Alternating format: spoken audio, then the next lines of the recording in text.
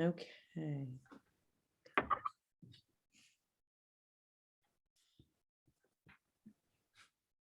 And we are recording. All right. Karen, do you want to start? Sure. Welcome, everyone. It's so nice to have you here. This is our first program of the year. And I and Boris Stoyanova and Gabrielle Krasinski are part of your programming committee. And this is our first program. We have about 6 programs a year, and some of them are going to be upcoming, so look for them. But this is the first program that we decided to do as a result of coming back from COVID. Bori and I spoke about it, and we thought, I being a sophomore parent of a student of really felt like I didn't get really connected with the community and our freshman year. So we thought this would be a great opportunity to meet some of the staff and also connect with some of the parents. So this is why we decided to hold this. And we're so grateful to have the faculty and counselors and social workers and deans that are here from Newton North, and as well as Beth Swidarskis. She helped put this together for us, and we're so grateful for her. So why don't we have Beth take it over? Okay. Thank you, Karen, and thank you, Bori, Gabriella. Happy to be here. Welcome to everybody into this another type of interesting year. How many, I think we're a little tired of hearing like, this is not your typical year, but you're going to hear a little bit about our perspectives, what we're seeing at school. And then we're going to go over some of kind of our Zoom protocol, because this is a live event. And as we're letting people in, each of the panelists, we're going to introduce ourselves. We're going to tell a little bit about our roles, and then we're going to have time for a Q&A. There are already some questions that were submitted. We'll get to those first, and then questions will be handled via chat. And then there's going to be a pivot into breakout groups that the parents and guardians will be having themselves for some networking and that kind of thing. So Karen, before we go into our introductions, do you want to share about the Zoom protocol, your screen? Okay. So I love it. For an engaged experience during the panel. As I said, this is a live interactive session. It's being recorded, by the way, so that anybody else who could not attend, we can send the recording out to families afterwards. Thank you already. You're showing that you're muting yourselves upon while not speaking as you enter into the Zoom room, and using the chat box to ask questions. And it really helps with the types of questions to be more general, as opposed to doing anything specific about your child. And should anything come to you that is specific about your child, you'll have people that you can get in touch with beyond this evening. So we just kind of keep that so everyone can benefit from the Q&A at that standpoint. Okay. All right. So as I move further, so my name is Beth Swidarskis. I'm the counseling department chair at Newton North High School. It has been just an honor to serve in this position for quite a few years now. And so from my role within the counseling department, there are school counselors, formerly known as guidance counselors, but the new jargon has been about more school counselors. Also, we have some college and career counselors who are within the department. We have Allie Malkin, who you're going to hear from later on, and our prevention intervention social worker. Also, we have another adjustment counselor. Also, our METCO counselor falls within our department, at least at Newton North High School, which is fantastic. And we all serve in our roles to help provide social, emotional, academic, and postgraduate support for all of our students. And we're really looking at a year of students, reinventing themselves, coming back into a structured school building, and reminding themselves of what it is to be a student and what it is to socialize and interact with others, looking at their own behaviors, And you're going to hear more about some of the really positive things that we're seeing and some of the things that kids still need to work on a bit. And you may be seeing some of these things also going on at home. So we're happy to provide a wide array, as you'll see within this illustrious panel, the different types of aspects and entities that we can represent here at Newton North High School. So without further ado, I'm just going to kind of call on the names as I see on my screen for these co-hosts of ours, and we're going to go through that. Allie, you want to introduce yourself? You're on mute. Okay, so a year and a half, and I still do that. I apologize, everybody. Good evening, and thanks so much for inviting me tonight. I'm Allie Malkin, Prevention Intervention Social Worker in the Counseling Department, and I'm one of the clinical counselors who work with students in general education. I've always appreciated the benefits of group work, and I have several social emotional groups happening currently at Newton North. We offer a before school stress management group on Thursdays, and with the WIN, What I Need, What Students Need blocks, I'm co-facilitating 3 social emotional groups. Wednesday is calming coping skills, including improving sleep, emotion regulation, relaxation strategies, and visualizations. Thursday, we have a group for transfer students supporting their transition into North. And Friday is an alcohol and other drug informational group. These groups are open for everyone, 9th through 12th grades, and those teens in either general ed or special education. As the WIN blocks are embedded into the schedule this year, and this is new, and students can opt in, they can try one out, try something else, and return as they wish. It's a great opportunity to learn who the wide range of adults are in the building and learn some skills and resources they might not have done otherwise. Students have reported enjoying time for stress reduction space within the school day and learning different techniques on improving their sleep. From some observations and talking with students, it seems they're experiencing the return to the building in a wide continuum. Some are happy to be back and finding the transition comfortable. Others are finding it more challenging. Many are open about how they're feeling and are welcoming the chance to talk.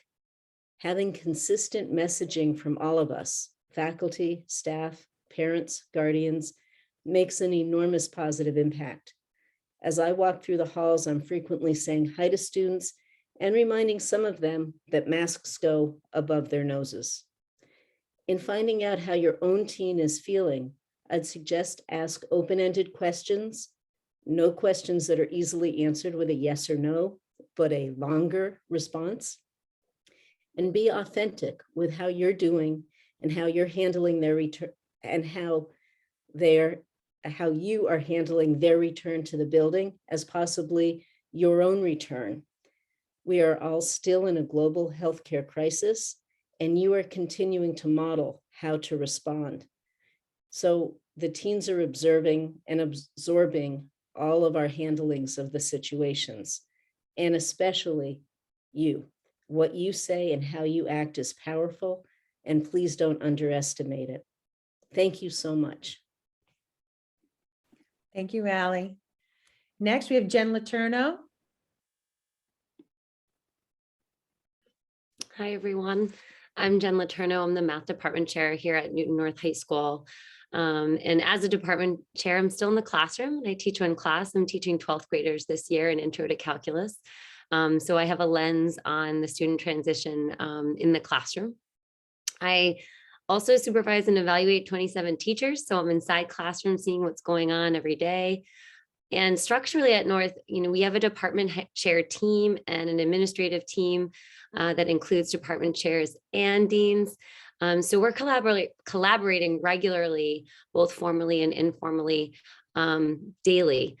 So we're working together, sharing experiences, problem solving together to support students and educators in our school. I bring that up because I'm going to share some things with all of you, and some of them are informed from my personal view as an administrator.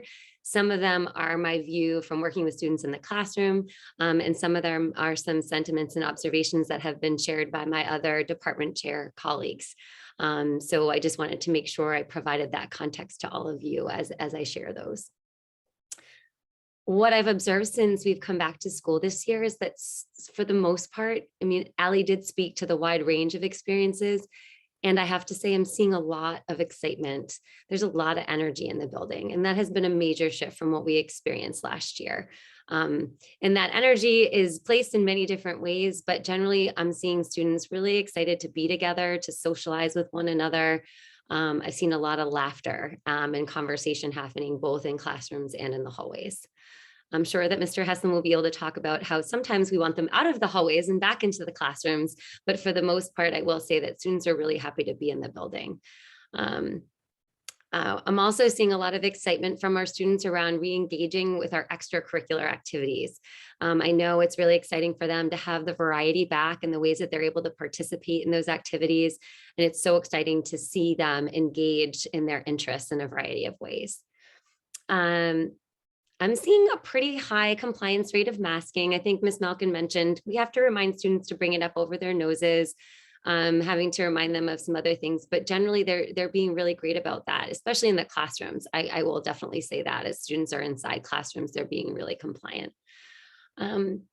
What I can share is that from a teacher perspective, there's been a lot of time spent getting to know students this year. A lot of the classrooms started off with activities, getting to know students better, helping them connect with one another, connect with the educator in the classroom, trying to gather information about their skill level and their experiences coming into this year. So there's just a wide range of the ways that students have experienced school in the past 18 months. And so it's been more challenging getting to know students, where they are and what they've learned and what they're bringing in. Teachers have been spending a lot of time meeting with students, both in the classroom and during WIN blocks, as a way to build those connections. And it's really been a great way for us to be able to support them in their transition. I've seen teachers exercising a lot of flexibility with students. I've seen students appreciating that flexibility. So as they're navigating different academic expectations this year, greater workloads, managing their time differently than they were before, working together with their educators to figure out that management of both workload, but also just overall time management. I've seen students have a hard time with organization right now. I think they're struggling a little bit with managing, yes, their workload and materials, what to do with the materials when they're in the classroom at their desk, because for some students, they weren't in the building for any hybrid learning last year. We're needing to work with them a bit more on note-taking strategies, as an example, to remember how to take notes with a pen, pencil, and a piece of paper, because they were on their Chromebooks doing so much of that work last year. I will say that we're also having to help them quite a bit with managing distractions. And the Chromebook usage is part of that, because they have access to all these extra tabs that they can quickly click on and find a game that they love to use to distract themselves. And cell phones has been something that has required greater management, I would say, for students, because they're so used to having it at their disposal. So that's something that, we are working on in school, and it would be really helpful to have reinforcement at home as well. The other thing I'm noticing is that student self-advocacy skills are not quite where we might expect them to be from a grade level perspective, given their experiences over the past couple of years. So we're working with them and coaching them on how to self-advocate and to be proud to ask questions in front of their peers. But I'm noticing from students that they're aware of others in a way that was different from before. It's been a while since they've been in a classroom with a lot of others. And so I'm seeing a little bit of anxiety around, oh, what are others thinking as I'm asking these questions? So I think reaffirming that messaging at home, that that's what we want them to do. That curiosity is so important and so much a part of their learning experience, and really encouraging that. I'm also seeing some challenges around assessments coming back and into the picture a little bit more for students and their anxiety and stress rising around that. And we're trying to work with students to help them see that we're preparing them for these assessments and that they have opportunities for revision in their work along the way. But that is a piece that we are noticing and sensitive to, and that we're working with students to try to coach them and feel supported as they are working through their rigorous coursework. The last thing I think I just want to say is that teachers are working really hard at openly communicating with students. And I just want to encourage you to work with your student in approaching the educators in the building when they have concerns or questions. We are here to support your students, and we want to hear from them directly. And they may need help from a school counselor or help from another adult in the building, or maybe they even want to come with a friend to help them feel empowered to have that difficult conversation for themselves. But we really want to encourage that open communication. And please, as parents, if you're finding that that's hard for your student to do, reach out to our educators directly so that we can work with you to support them. I feel like I've talked longer than I'm supposed to, so I'm going to step aside. But I just want to say thank you for having me here tonight. It's been such a pleasure to see all your students' faces back in school this year. Thank you, Jen. Next, we have Kathleen Duff. Good evening, everyone. As Beth said, my name is Kathleen Duff. I am the director of the Career and Technical Education programs for the Newton Public School Systems. So what that means is I oversee our auto, carpentry, culinary, drafting, graphics, early education and care, TV media arts, and design visual programs.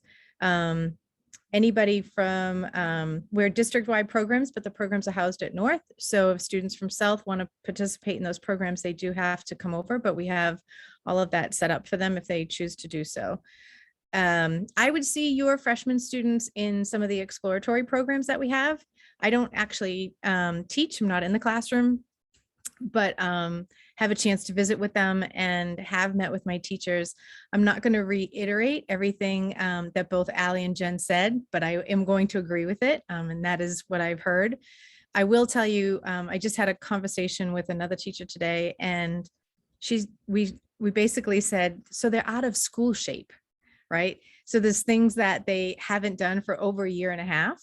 And then we have to remember, well, if you don't go to the gym for a year and a half, you can't really get back into it in less than 8 weeks, right? Like it's going to take much longer than we maybe would like, but we're going to get there if we just keep going, right? It's that constant and that persistence that will help us get there, and we will. It'll just take time, and I feel like that's one of the messages I would share with parents. Everybody take a breath.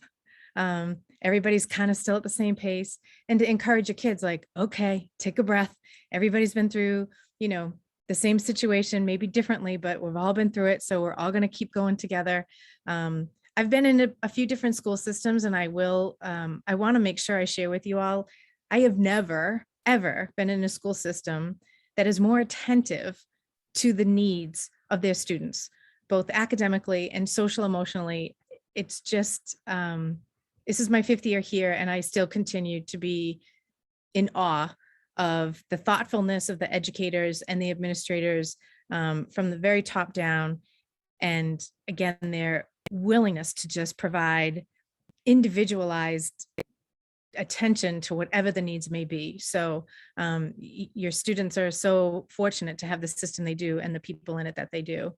I think really I'm going to leave it at that, because the only other thing I want you to know is there is all kinds of challenges. We're just going to have to take the time to deal with it, and we will. But every single teacher will tell you there is nothing better than having the students in front of them. So grateful to have your kids back. Please know they're in good hands. Please know everybody will work with them to get them to where they need to be. And we'll do it together. And I'll leave you at that. Thank you, Kathleen. And then we have Scott Heslin.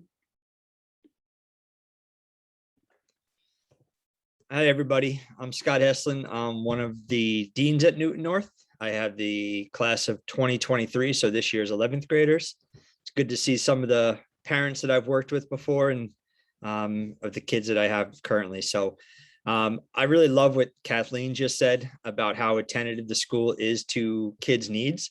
And I'm hoping kind of something that you guys are all picking up on is the common themes between what Beth, Allie, and Jen and Kathleen and all said, and that I'm going to say again, probably, which kind of shows where our staff is, that we really are all working and caring about the same kinds of themes with kids and making sure kids are being supported. So I just thought that was pretty cool. So role of a dean. I've been a dean now. This is my 7th year as a dean, so it's my 2nd class. I also coach at school. I've been at North for almost 20 years now. I can't believe to say that, but I coach the girls hockey team, and I also coach co-ed JV golf team in the fall. So I get to see kids in different lenses also. As a dean, I always try to explain to kids what my job is and what the dean means in a high school. As you guys all know, we have a principal, Henry Turner, and then below Henry, we like to say that there's 4 kind of principals of each grade. And that's how we kind of break the school down and make it feel a little bit smaller for kids, to go from 2,100 kids to about 550 kids per grade level. Your kids know us, their deans. They look at us as kind of being in charge of the grade. They might know who Principal Turner is, but there's not a ton of interaction with him. Our role as dean, I always tell the kids, I look at it as there's like 4 prongs to my job, all of them having to do with support, academic support, social support, emotional support, and behavioral support. I think a lot of kids see dean as discipline. I like to rephrase it as behavioral support, and obviously keeping in mind, like, we're all educators. Some kids need more education and behavior than other kids. So it's just a different way that I feel like we support children. We also help connect kids and teachers. We try to focus on teaching and learning, making sure things in classrooms can go smoothly, really focusing on engagement and relationships between the kids and the teachers. Obviously, if kids are feeling connected to their teachers, they're going to probably do a better job learning material. We also observe and evaluate teachers, like Jen was talking about, department heads. Some of us clearly don't have the curriculum or content background, but we all feel pretty good about knowing whether or not students are engaged in classes and if teachers are making good relationships with the kids. Thinking about students this year, I'm trying to say this in a way where it's not, I'm not trying to generalize, because I think some kids are really struggling, and I think some kids are really thriving too. And so I get nervous making statements about it's a really tough year or it's not so bad, because we're aware, like, every kid is different, every family situation is different. And I think the big message that we try to get to kids, and that we want you to hear too, is, you know, if your kid is struggling, and I think, Jen, you made this point, if they can self-advocate and go to their counselor, go to a teacher, a coach, whoever an adult is they trust, and just let them know, great. If they have a hard time doing it, deans and counselors, whoever, is more than happy to take phone calls and try to figure out what's going on and see how we can make things better for kids. So I just get nervous hearing, like, everybody's saying this is such a tough year. And, you know, I talked to some kids, and that whole point about kids being back in the building, the kids are really excited to be back. But I also say that knowing, like, there are some kids that do not like being back at all and would rather be back in Zoom land. And it's okay, basically. And, you know, I think one of the struggles we've seen this year is just getting used to being back in with a structure again, not being able to lay in bed on Zoom and plug into a class or shut the camera off if you want to go for a break. You know, all real life things that I know as an adult I'm struggling with sometimes too. So I'm sure the kids are too. So I've seen that in the hallways, just kids being tired of, like, oh, I have to go to class again. It starts in 3 minutes. And it's like, yeah, this is how class has always been, or how school's always been. But it is, I like what you said, Kathleen, about not being at the gym for a year and a half. And I might think about maybe not being at the gym for 15 years and then trying to get back into it. It's really difficult. So we're aware of it. And again, we look at kids as individuals and try to have those conversations. I try to think, as a dean, I might have 50 different conversations, 50 different students a day. And some of it's very informal, just, hey, how's it going?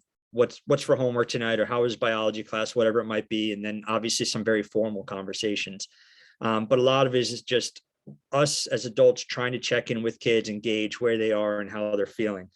But again, I guess the last note is if you're worried about your kid, or if they are coming to you saying like, I'm having a hard time with school, just encouraging them to reach out to us. And it's something they've heard, being junior dean since freshman year, like we're there and we want to help kids. Sometimes we just need to know if they need the help. So nice to be here with all of you and look forward to answering some of your questions too. Thank you, Scott. So at this point, we've heard from the panelists, and now we can shift to the Q&A. And there had been some questions already submitted by participants. So we can start with those. And then if there are any that will come into the chat, we'll be happy to do that. Does that sound all right? Okay, so let's see. One of the first questions, are many students finding the adjustment to a more normal workload stressful? How do you want to answer these, Beth? Do you want to call on us or should we just go? I go. Sure. So I've heard from a lot of kids, it's kind of similar to being back in the building and getting used to that structure again. I think they do feel like there's a lot more work than last year. And I think last year, one of our big just themes or goals or whatever it might have been is just trying to make sure kids were doing okay and remaining connected to school. And in a way, academics, not that it took a back burner because academics were always important, but I think back in the building, it's just, the volume seems heavier to the kids. But I promise it's not any heavier than it was before COVID. And I think last year too, the flexibility around when they could get work done and how many times they were meeting their classes during the week. I think it feels heavier to the kids, and keeping in mind, like our freshmen and sophomores have never been in the building on a daily basis like this. Even the juniors, we were only in school from September to March. So 6 months, they had their high school experience. So we're really kind of dealing with 3 full grades that are going through a year. I mean, the juniors are just about finished with a whole year of high school in the building, the freshmen, sophomores, not at all. So I think for a lot of the kids, it does feel heavy. It does feel new. But again, a lot of it is just transition to high school and transition to being back in school full time. Can I just add a little bit to that as well? I mean, I think one of the pieces I'm also seeing is that some students are like super excited to have more work. And so I think it's important to acknowledge that, like, they want it to be, picking back up and challenged more. And so I have seen that as well. I've also seen students share that like they love attending Win Block as a way to help them be able to get some of their work done in the school day. So even though they may feel that they have more work than they were accustomed to, they also are appreciating that there are times during the school day where they can be getting support from teachers and also spaces where they can be beginning to work on that work during the school day. So I just think that that's another piece to consider when we're thinking about workload. Yes. Thank you. Let's see, I think it looks like there was a comment about academic load and college tracks. Depending upon, it's not necessarily a question, but is it a statement about what students are taking from their load and whether, I mean, when it comes to North and students, no matter what track they want to take. So if it's a college track, the courses that they're going to be taking are going to be commensurate with what plans and paths they want to have once they leave Newton North High School. And so depending upon the certain, whether it comes to certain levels, we also increase with multi-level classes, having access to all types of classes and making sure that it is going to also be on the path that they need to take. And making sure that college opportunities are going to be quite vast once they get through Newton North High School. And so a lot of times when that mirrors with their interests, what they want to highlight, what they want to take, whether both with the required courses, elective courses, when they go to CTE, they go through their majors. I mean, this is amazing, the types of things that they're able to accomplish. And then when it gets them in that pathway, depending upon the types of schools that they want to apply to, it's an exciting process to see them being able to align that. And then whatever they want to do once they flourish, once they get beyond Newton North High School. So, if there's more questions about that later on, but we really want to try to make sure that we get our students to really experience a wide variety of opportunities within Newton North, and being able then to hone those skills and those opportunities as they figure out what they want to do once they leave Newton North.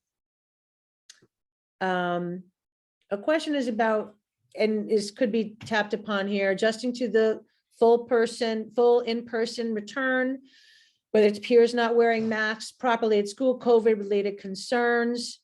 We're constantly on top of that. I mean, Amy Winston is another person I know within our hierarchy of school, working closely with our nurses. If there's any cases that get contacted, I think, Scott, you mentioned that, and a bunch of you mentioned the fact of like reminding students to wear mask properly. Same with the faculty, always being vigilant about it, because we want to keep our school as safe as possible, and making sure that no one feels that they're being told to do something that nobody else is. We just want to make sure that all the protocols are staying in place as much as possible, because we want to make sure that was a bell. I don't know what that was about. That students can feel that safe. And when there is some anxiety and nervousness, that can then detract from what, they're doing in the building. And so if there are ever concerns about students see something, or somebody say, like, let a trusted adult know, let a dean, a counselor, a teacher, anybody know, to say, like, I'm noticing this. I want to make sure that we still have the safety protocols in place. The majority of students are doing exactly what they need to do. They want to be in school. They're doing everything they need to do. And when there are certain cases that may need a little reminding, that's what, we get on them, and then they get redirected very quickly. Beth, I will say in Please. most cases, if you see a student like who's put down their mask to take a quick break or take a drink, and then they forget to put it up because they start talking, all you have to do is this and the mask go right up. So if you're at home, you might want to try this and see. But I have seen so many teachers use that, and they don't even say a word. That's just all they do. And the majority of the kids respond. I mean, every once in a while, there's a kid who's just frustrated and sick of the day, and they're like, what do you want? Why do I have to do that? But I mean, it's very few and far between. This is really all it takes. Thanks. Okay. I really want my teen to get involved in clubs or social justice work. How best to encourage her to get involved without being too pushy? Can I just, I just wanted to add, because people had brought up before about encouraging the students to be self-advocate and use their voice, and, but if they don't, like, feel free to reach out. So rather than it be like either the kid does it or the parent does it, right? My compromise would be, why don't you sit with your child and say, I really want you to do this. Do me a favor. Just ask the teacher what it's like. I'll sit with you and we'll do the email together. So it's kind of not one or the other, but the compromise, because we don't want them to, continually, default to the parent. Like, can't you just send it? Can't you just ask? Can't you just do it? We really want to work together as a team to encourage that independence and self-advocacy. So sitting with them and saying, I'll write an email with you. We'll email the teacher. Let's just ask what it's about, when they're meeting, what they're doing. Or let's just write an email together to the counselor or to the dean about whatever the topic is. I think that's just kind of that middle ground before we just give up on the independence and maybe meet them halfway. Very good advice. As far as getting involved, anybody wanna, I'm happy to do that. I can speak to that and just say that we have a comprehensive list of all of our clubs listed on the Newton North website. So I would really encourage you to take a look. And if I can be so savvy, I can maybe, oh, the chat's not for everybody. So maybe we can share that out later. But there is a comprehensive list of clubs under the student activities tab on the Newton North website. So it could be helpful for you to preview that with your student to let them know about all the opportunities. It really is great because it says who the advisor is and where they meet and when, so that it can help take the anxiety down about the logistics part of it. I found students, often will buddy up with a friend or someone that they know as like the initial way to get into something new. But I also have seen that sometimes students just have a specialized interest that isn't like anything that their current friends or students are involved in. And, it could help to talk to a teacher about that and have a teacher help them, or a counselor help them, or a dean help them, just whoever the trusted adult is that they have in the building that can help them navigate into trying something new. With respect to social justice work, we have a lot of clubs that support those ideals. And we also have a Center for Civic Engagement as well. That could be a great opportunity for your student to get involved in more of the ongoings that go beyond just the operations of the school. So those are just a couple ideas from me. I don't know if others want to add on. I also just wanted to say one of the really nice things is that students can try out a few clubs and go, and they don't have to feel I'm now stuck doing this for 4 years. There's just, there are so many opportunities, and I think just to know I'll go and see what I think, and then I can maybe join something else if that's not what I was hoping for. There are also students who will start a new club, which is why our numbers for clubs and organizations do keep growing. So, I think it can just be helpful to say, just dip your toe in.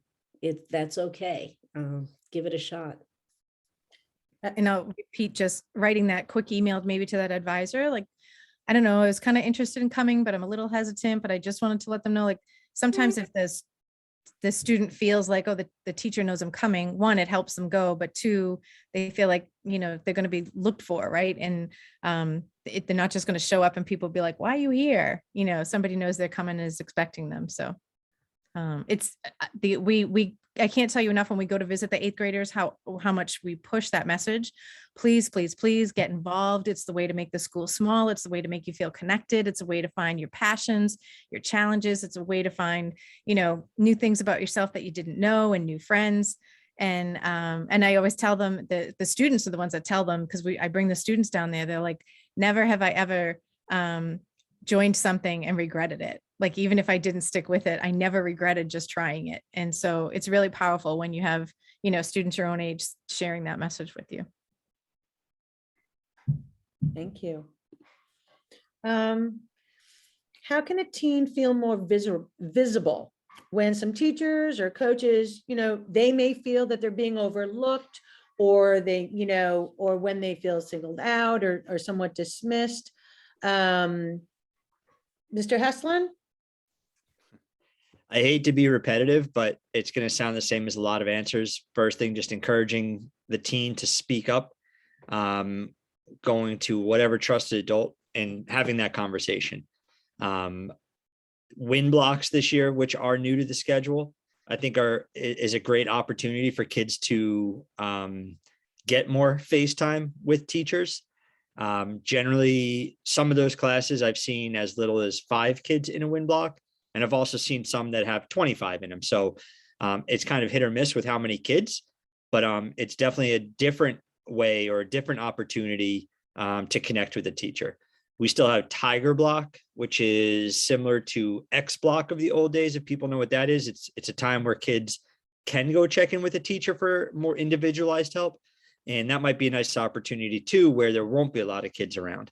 But again, like, in my role, if a kid came to me ever and just said, I don't think my teacher knows who I am. And my conversation with the kid is just like, well, why are you feeling like that? Or maybe what are some ideas that we can do? And, a lot of times we just set up a quick meeting with the teacher and just say, here's how the student is feeling, just to help model to the student what to say to a teacher. And I think part of it is just being nervous about talking to an adult and almost feel like you're criticizing an adult, even though you're not.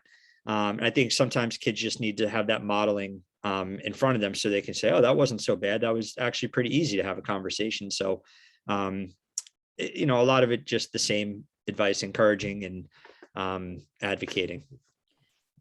I would say along that line, I think that advice is great, Mr. Heslin, especially that modeling piece, because I think from an educator perspective, when we tell a student, oh, you just need to talk to the teacher, or you just need to talk to somebody, we think that's really easy. For many kids, it is the most challenging thing in the world to do. So although we want to support independence, we also don't want a student to feel like, okay, I need help with this. So I could at least say from an example, from my perspective as a counselor, I'll sit with a student, they may have a concern or a question or whatever, and we will together figure out even a role play. What are you going to say? We'll write it out. What, you know, and be able to build that confidence.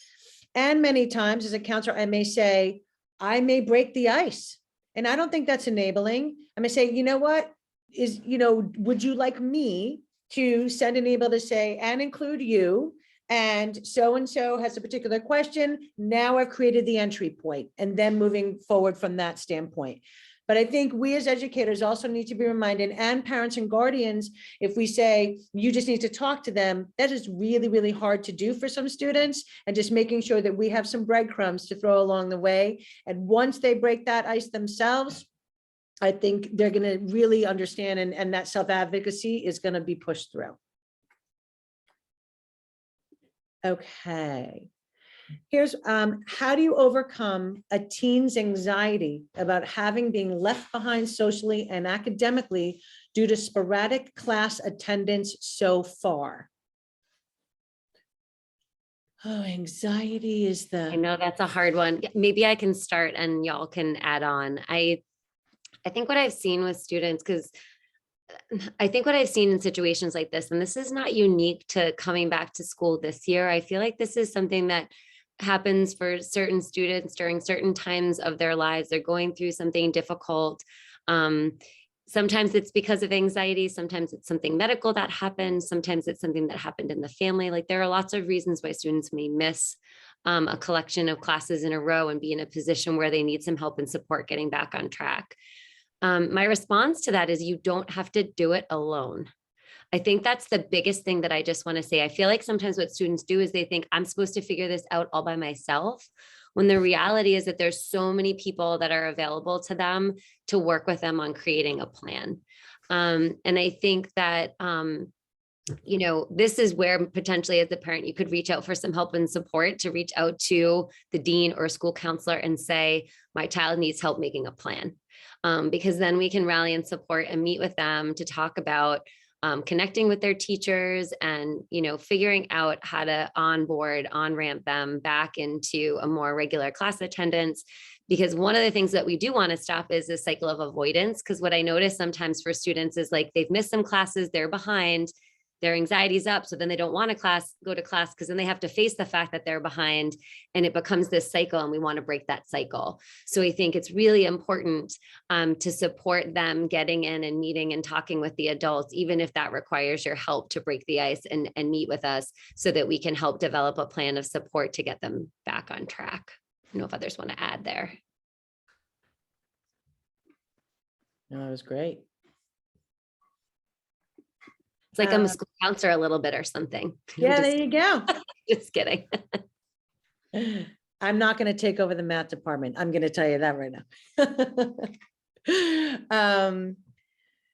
I think that covers probably the next one too, about helping them with other things. Let's see, for students, let's say who may not be focused on school, is there immediate concern around work, earning money, transportation, lack thereof? I mean, we know that students have other responsibilities. Although we say your job is to go to school, go to class, do your work. We also know in many, many circumstances, when it comes to families and what responsibilities are, they go beyond the classroom, they go beyond the field and the theater and all of that. And we want to make sure that students are supported in no matter what circumstances that they are in. And so if it's about making sure that within their schedule, and they have to work to earn money, if they have to travel a distance in order to get to the job, communication. Let us know what the circumstances are so we can help problem solve. The dean, the counselor, I know this is a theme that you're hearing. There's no question or circumstance not worth asking. And we also want to make sure that people, come with, the best of intentions and maybe not make assumptions, say, well, I don't think that's ever going to work, so I'm not going to ask. Ask. Let us know what a certain circumstance or situation or incident that's going on so that we can know about it, consult, collaborate, problem solve. Of course, there's certain things that students have to do in order to graduate, and making sure that they have access to the classes, opportunities, and activities and all of that. And at the same time, what goes on with life, like I said, outside of the classroom and outside of the school building is real.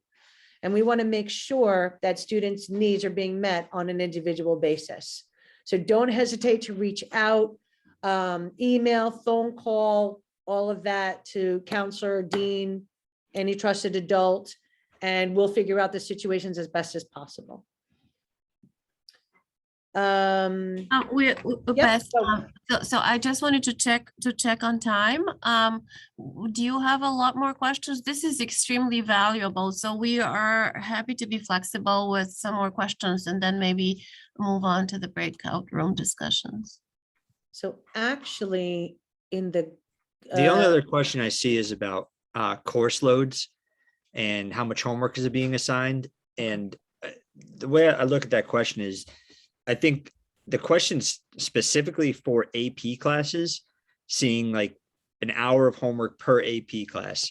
And it's obviously very challenging. It's a challenging question because on so many different levels, the AP curriculum is obviously dictated by the College Board. And there's a certain amount of curriculum teachers need to get through to prepare kids for the AP exams in the springtime. As a school, I think we really try to stress to kids and families, don't overextend yourself. Don't sign up for so many APs, knowing that if a kid takes 4 APs, they might have 4 hours of homework right off the bat at night. And it's really out of our control. It's definitely nothing that we want to do. It's definitely not something our teachers want to assign that much work. But if the teachers are trying to make sure the kids are prepared for the exams, it's kind of limited as to what they can do.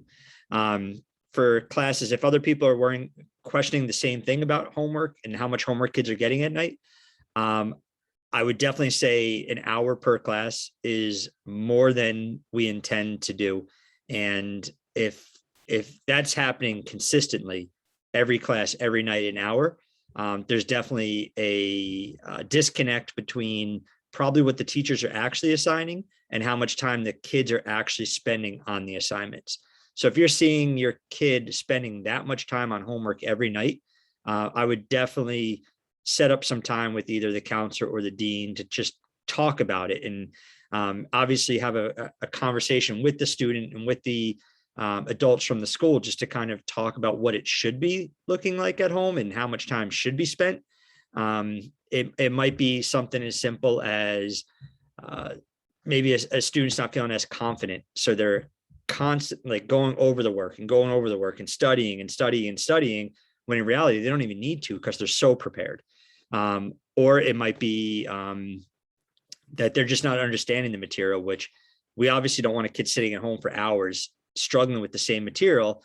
We'd rather set up a time during Wind Block or Tiger Block to get that extra help, or peer tutoring program, something that we have in the school to make sure kids can get the help so they're not spending all that time at home.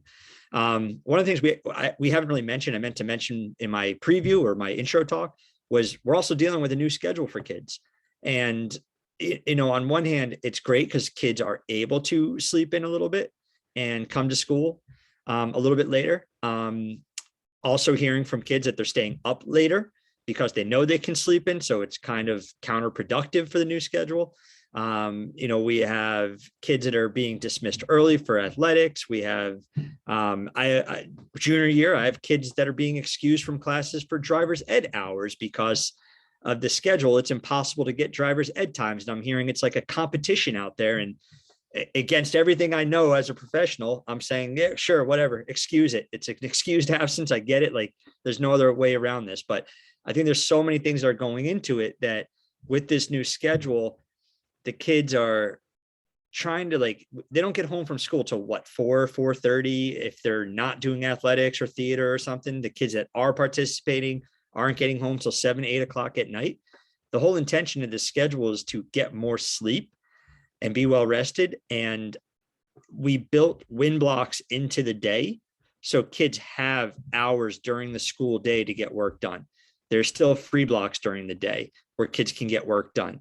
And what we're seeing, I guess, is a lot of kids are starting to take advantage of those wind blocks, but it is concerning to hear that there's still kids doing hours worth of homework at night. It tells me that, again, there's some sort of disconnect between the new schedule, what kids think they have to be doing, what's being assigned. But again, just if you're one of those parents that are seeing the kids doing way too much at home, please reach out to us at school so we can figure out where the disconnect is and try to find a solution for it.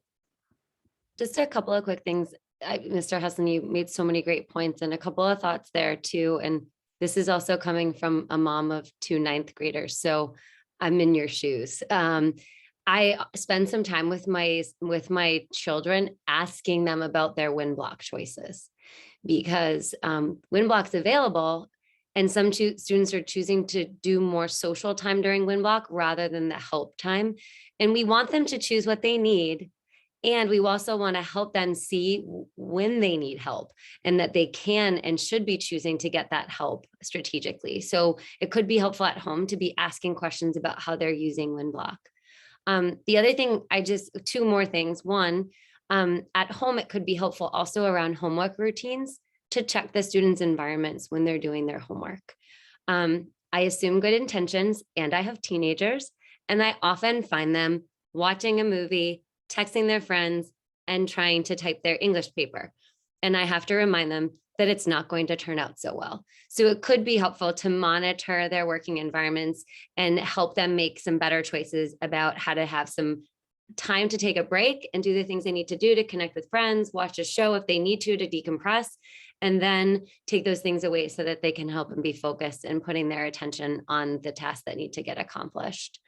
And the last thing I just wanted to suggest is that if the homework is taking a long time, they can go back to the teacher and say, that homework took me an hour. Was that supposed to be how long it was going to take?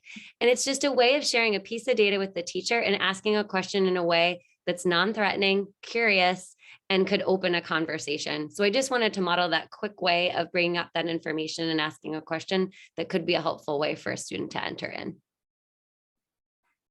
Thank you. Hey, Beth.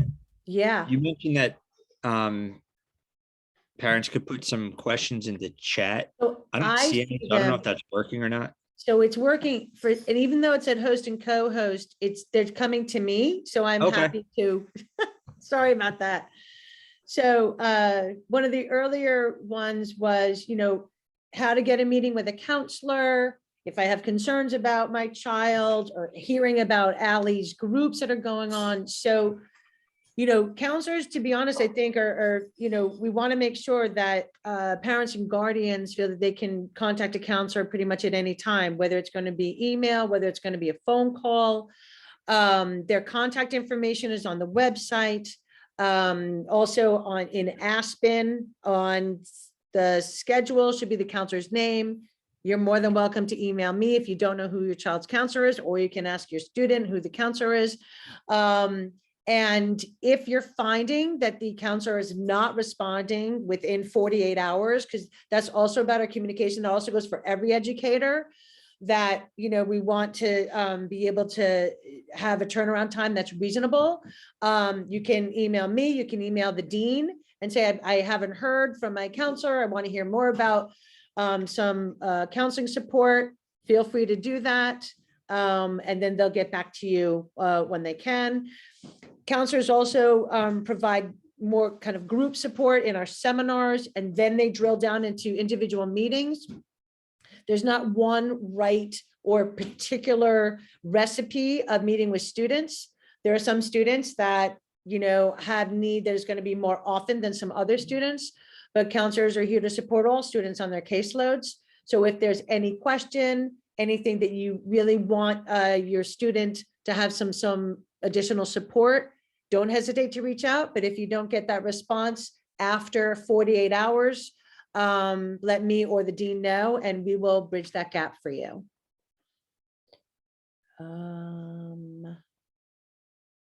There's a question about, to Jen and Scott, if the self-advocacy ability this year is much different from 2 years ago, or is it much more age specific? Yeah, that's a tough question for me, just because my job stays with the kids with their Yeah, grade level. So 2 years ago, I had freshmen. Now I have juniors, and the self-advocacy is much better now. Just because they're older, they're more comfortable, they're more confident. So I'd be hard pressed to try to compare them to my class of 2019 as juniors, just way too long ago to remember. But you know, and kind of similar to what I said before, there's some very strong self-advocates, and there's some kids that really struggle to speak up. So I'm not seeing much. I'm not seeing anything that tells me like, oh my God, as a class, the kids are not advocating. There's obviously some kids I'm really concerned about, and some kids that are better self-advocates than most adults.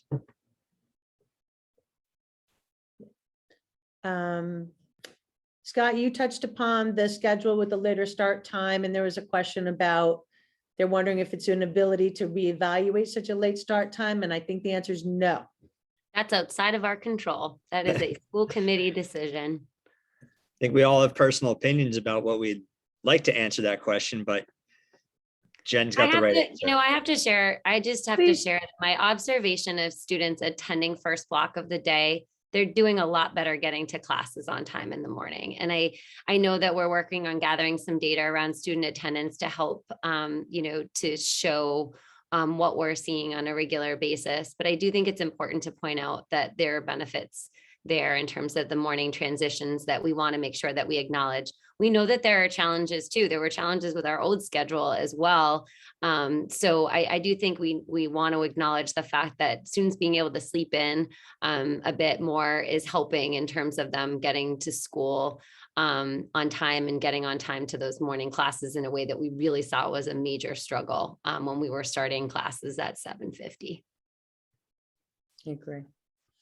There's a question about the SEAL program and how it's expanding and encourage kids. So we have established now, there's currently 3 SEALs that students can attain through their work with the Center for Civic Engagement that Jen had mentioned before.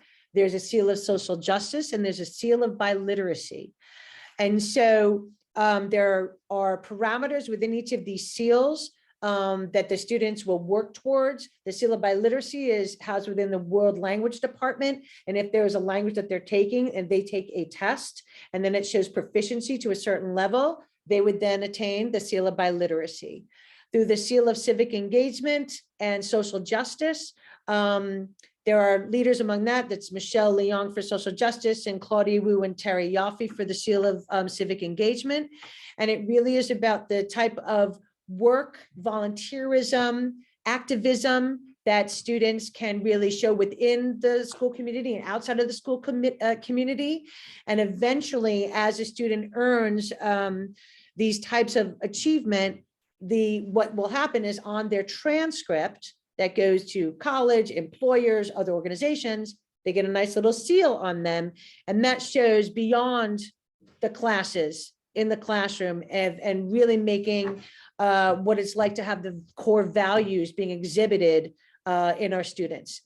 So a lot of this information I actually wanted to talk about a bit was it gets posted on Schoology pages, it gets sent out in emails. So I know that there's so much information that everybody's getting, whether it's weekly emails from Amy Winston, whether it's emails from teachers, whether it's counselors that send things. It's a lot for us to kind of, unpack. And then sometimes when I ask the students, oh, do you check your messages? They're like, oh no. They say, no, I don't read those. So We just have to kind of get to the point of, can there be some kind of routine to just check in and filter through some of these messages so that they're not missing important information? But if there's any specific questions about programs like the SEAL program, so that reach out to the counselor. We'll make sure that they get in touch with the appropriate people so that they can learn more about the programs. The Center for Civic Engagement has also done an amazing job of providing information on their website. So if you go to the Newton North website under academics and programs, you'll be able to, browse around and see some additional information there. Our website is getting better, and we're working on making it more updated and informative, but especially around the SEALs, I think you'll find that the website that they have there is quite informative. Beth, there was one comment, can teachers for senior classes be aware of college admission deadlines and working on major assignments? And I know you do a lot of work on reminding the entire school about like deadlines and things like that. So I just wanted to make sure everybody on here knew, like, that goes out in emails to everybody. And, you really do a great effort in making in PR for, advocacy for the kids and their timelines and the college admissions and stuff like that. So. Thank you. I know it's a work, it takes a village. It is a challenge. I do want to speak because this is something that we talk about every year, both in our leadership team and with educators school-wide. And Beth is an amazing advocate, both for making sure that we're aware of early admissions deadlines, and we need to advocate for our terms to end soon enough in order for transcripts to be released. But then by moving those term dates up, it also puts us in a position where sometimes some of these bigger projects and assessments end up landing closer to the deadline for college admissions. And that can be challenging. I feel like there's no perfect solution, and we really just do our best to support students as best.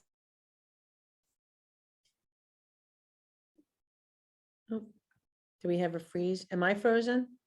No, Okay. Okay. No, Oh, Jen's back. Oh, I cut off. I think- Sorry. Thank you. My though. children have probably started video gaming and now my internet is unstable. Awesome. Sorry, y'all. I don't know where I left off, but It was great. It's a balance that we try to strike. And that's it all is. And I about- think what I was going to say is students can always reach out if they need help and support with prioritizing when they need it. things like that. Yeah. so that's actually a very good transition time to say thank you. This was so generous from all of you, and especially Beth, you are my role model. You're my idol. Thank you for helping us put all of this together, managing it, and actually conveying all of this information. This was an extremely rich panel to me as a parent, and I hope to everybody else. So at this point, we just wanted to thank everybody, and then transition into the other part, which was more around socializing. What we're hoping to do is just break us into smaller breakout room discussions with the goal of talking with each other, sharing information. There are some Zoom rooms that we were hoping to share about this as well, in terms of what to expect in the breakout room discussion. So whoever wants to stay will stay. The panelists will not stay in a breakout room. Thank you so much again. Have a wonderful rest of the night. The conversations in the breakout room will be confidential. The goal is really to socialize, network, and learn from each other as parents. It's only for parents and guardians. We will take notes. I think that the way Karen and I planned it, based on the number of people, we're going to probably have only 2 breakout room discussions, so one of each can take notes. And the idea of this is to capture anything that was not captured in your questions so far, so we can collect it and send it to the panelists for follow-up and further responses. And let's try to listen to each other respectfully, be open to new perspectives, maintain confidentiality, and have fun and enjoy each other's networking. Karen?